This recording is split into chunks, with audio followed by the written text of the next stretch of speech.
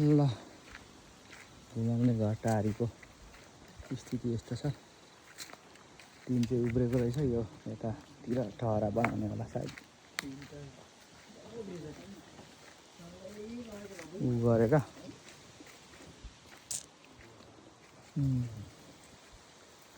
Scene हानेर गाह्रो अलि मर्केको खालको जस्तो लाग्यो यो। सायद यो भुइँचालोले होला। ल ठिक छ, लगभग तयारी अवस्थामा रहेछ। वायरिङको कामहरू सकिएको छ। अब लाइन जोड्न बाँकी होला। मिटरहरू जोडिसकेको रहेछ। भित्रको स्थिति छ। बत्तीको लाइनहरू जोडिसकेको अवस्था छ।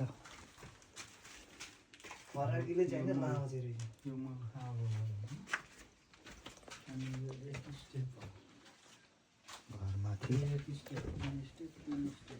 First floor.